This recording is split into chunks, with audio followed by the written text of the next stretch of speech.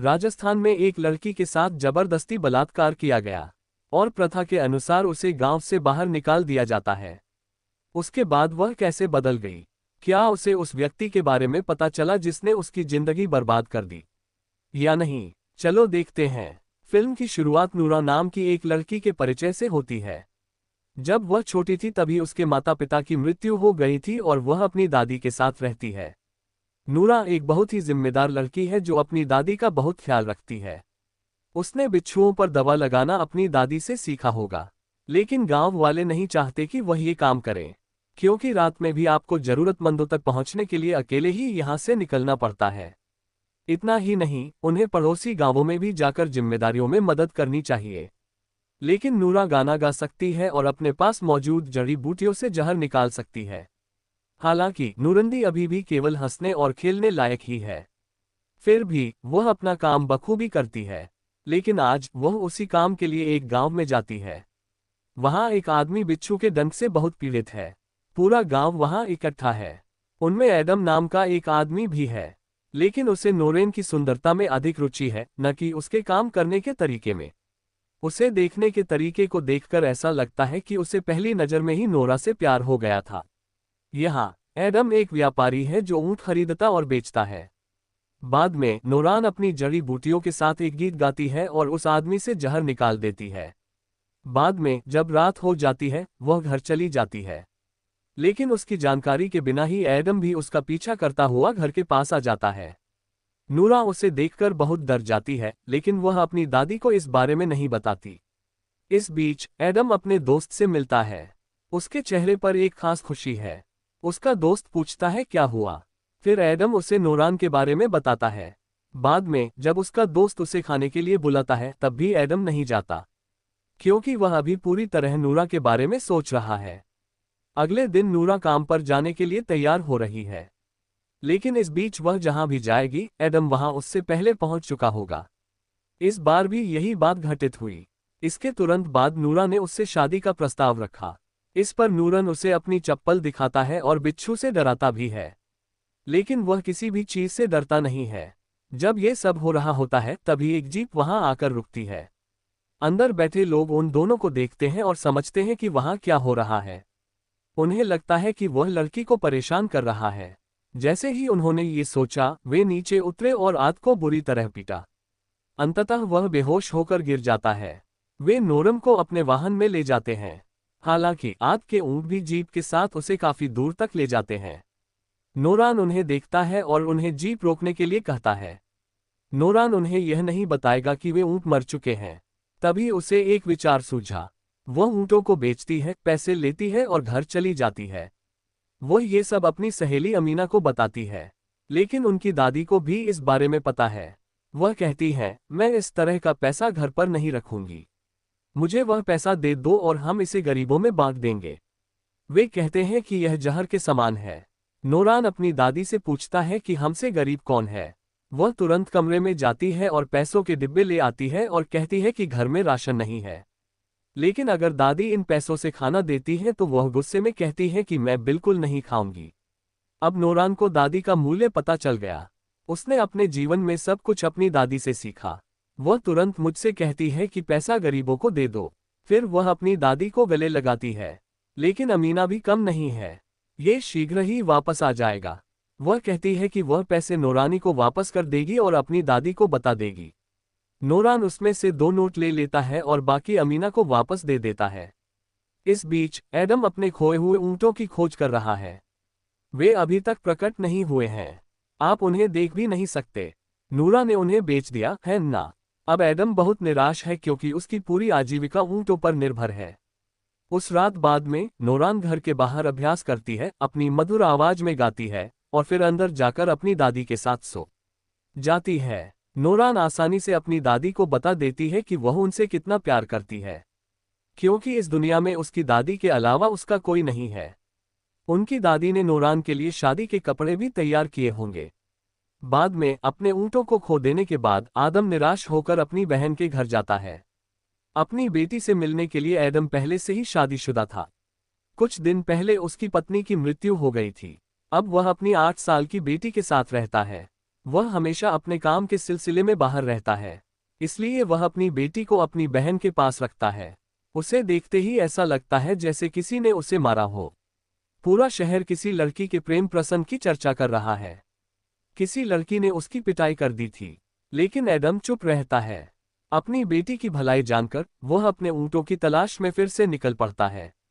इसलिए बहुत थका हुआ वह शाम को अपने दोस्त के घर चला जाता है। वहां से दोनों बीच वाली दुकान पर जाते हैं। रात हो चुकी थी। तभी उसी समय एक छोटा लड़का नूरान के पास आया और बोला, भाई जल्दी आओ, किसी व्यक्ति को बिच्छू ने काट लिया है। और नूरान तुरंत वहां से चला जाता है, हर बार की तरह। पीछे से उनकी दादी के शब्द आते रहे, ध्यान से जाना, जल्दी वापस आना। नूरान बच्चे के साथ वहां जाता है। जैसे ही वह वहां पहुंचती है, वह देखती है कि व्यक्ति को कहां काटा गया था। एक अंत तो दिखाई ही नहीं देता। तुमने कहां काटा? वह बच्चे से पूछती है, लेकिन बच्चा वहां से भाग गया है। नूरान हैरान है, ये किसी की योजना है। उसे अब कुछ भी समझ नहीं आता। इस बीच वह आदमी नूरान के प्यार में पड़ जाता है, पूरी रात उसके साथ बलात्कार करता है और फिर चला जाता है। कोई भी यह नहीं जानता कि वह कौन है। अगली सुबह कुछ गांव की महिलाएं नोरा को बहुत बुरी हालत में पाती हैं। फिर वे उसे घर ले जाते हैं। पूरा गांव नोरा को अजीब नजरों से देखता है। नूरान, जो कल तक शहर में स्वतंत्रतापूर्वक और खुशी से घूमती थी, अब पाती है कि हर कोई उसे एक खास नज़र से देखता है। घर पहुंचने पर नूरान अपनी दादी को ढूंढती है, लेकिन वह भी कहीं नहीं मिली। वह रोती है और अपनी दादी को ढूंढते हुए रेगिस्तान में भागती है। फिर भी वह नहीं आती। अचानक उसका जीवन शून्य में बदल जाता है। तब से नूरान घर पर अकेली रहती है। गांव के कुछ लड़के घर पर आते हैं और उनसे मनचाही बातें करते हैं। नूरान किस तरह की महिला है, वे मजाक में ऐसा कहते हैं। नूरान चुपचाप अंदर बैठा है।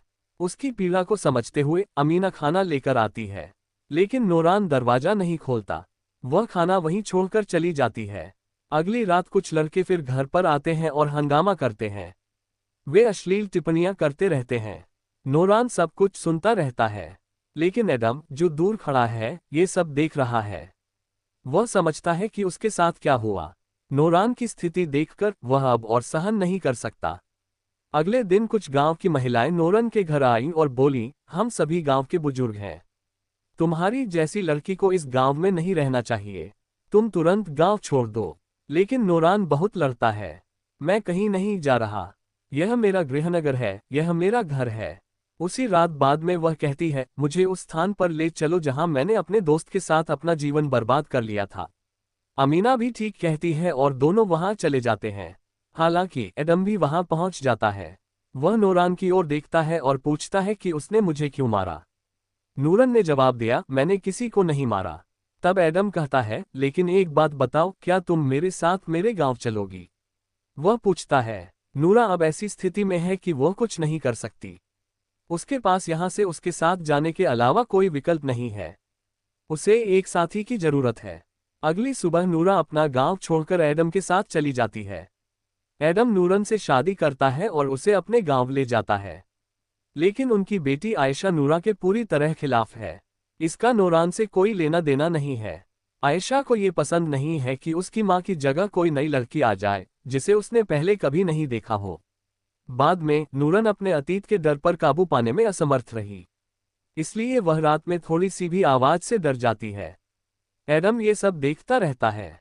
आयशा सोचती है कि यह मामला नहीं है और सोचती है कि नूरा और उसे दोस्त बनना चाहिए। वह आयुषा से कहता है कि नूरा अच्छा गाती है। आयशा तुरंत पूछती है कि क्या वह आपका गाना सुनना चाहती है, लेकिन नूरान ने कहा, नहीं, मैं अब गाना नहीं गाना चाहता। ये सुनकर आयुष गुस्से में वहां से चला जाता है। फिर एक दिन नूरान अपनी मधुर आवाज में एक गाना गाती है। वह गाना सुनकर आयुष धीरे धीरे उसके करीब आता है। मेरे पिता ने मुस्कुराते हुए मुझसे कुछ कहा। वह कहती है, आप मेरी नई माँ हैं। तब नूरा जवाब देती है, आप मुझे जो चाहे कह सकते हैं। इस पर आयुष हंसते हुए कहता है, अगर ऐसा है तो क्या मैं आपको दादी कह सकता हूँ। बाद में एडम कुछ दिनों के लिए काम पर चला जाता है। नूरान और आयशा घर पर एक साथ बहुत खुशी से समय बिताते हैं। अब आयशा नूरम को अपना परिवार मानने लगी है। उसी समय जब एडम अपने दोस्त के साथ यात्रा कर रहा था, तो उसने हंसते हुए कहा, उस रात सभी ने तुम्हारा अपमान किया। तुम गांव छोड़ना चाहते थे लेकिन तुम क्यों नहीं गए? वह कहता है, तुमने मुझे अकेले क्यों भेजा? आदम के मुंह से कोई शब्द नहीं निकला। यद्यपि वह कुछ नहीं बोला, फिर भी उसका मित्र जोर से हंसा और बोला, ये सब तुमने ही योजना बनाई थी, है ना? फिर वह कहता है, तुमने मुझे नूरान से बदला लेने के लिए भेजा था। क्या उसके कारण पूरे गांव ने मुझे नहीं पीटा? वह कहता है, तुमने सोचा कि यह तुम्हारे पाप की सजा है।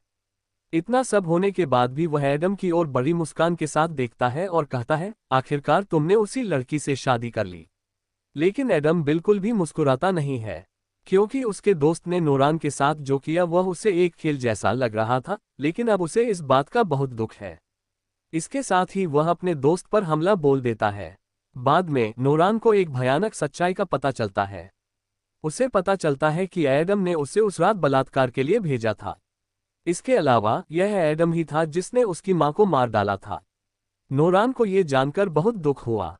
उसे एहसास होता है कि जिस आदमी पर उसने जीवन में भरोसा किया था, उसने उसे धोखा दिया है और वह नहीं जानती कि क्या करना चाहिए।